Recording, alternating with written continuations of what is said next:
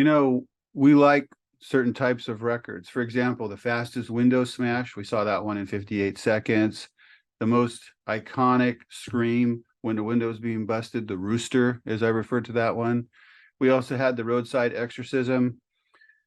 This one is another type of record. This sovereign citizen is locked up in 2 minutes and 29 seconds from the time her name is called.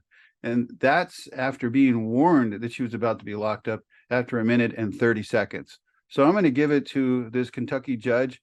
Kentucky ain't playing around no more. I showed you the federal opinion for that Moor sovereign citizen case tossed. Kentucky is definitely not the place to live if you want to be a sovereign citizen. So let's watch. Come on up here, ma'am. I'll let you stand here. No, you got to come stand at this podium. Awesome. I get, Tell me what. Come up here. We can't. He wants to sit in the back. the laws of the state of Kentucky. Oh, yes. As in like, Okay. laws, that's correct. Come up here and stand at this podium. I have to get you on the record so that we can see you with your argument. Okay, well, for on the record, I'm reserving my record for possible. No. All right, and now, do you have a lawyer? No. It looks like somebody named. You guys pointed it to me. No, nobody appointed it to you. Klein was somebody who. Let me look at it.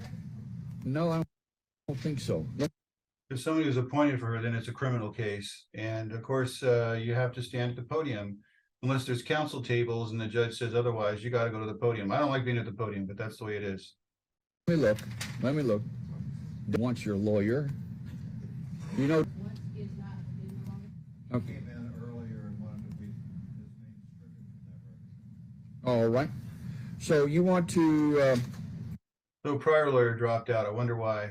represent yourself. Is that true, Miss Johnson?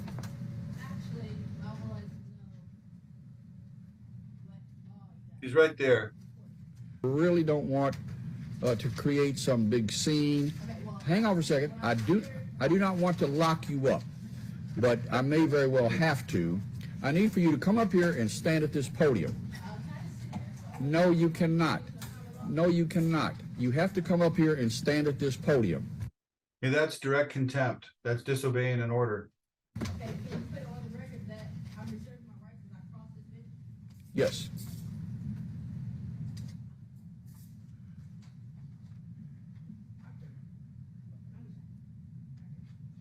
What, Miss Johnson?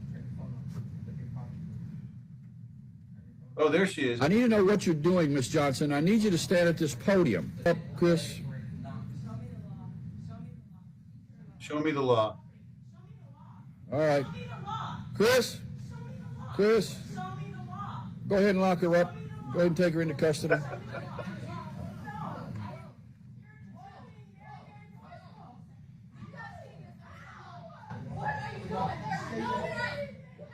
Sovereign citizens, man. They Sit over there. Nothing's going to happen.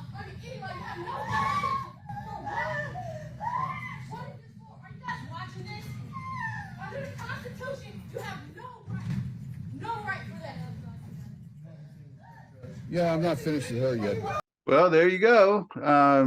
Very, very fast action by the judge.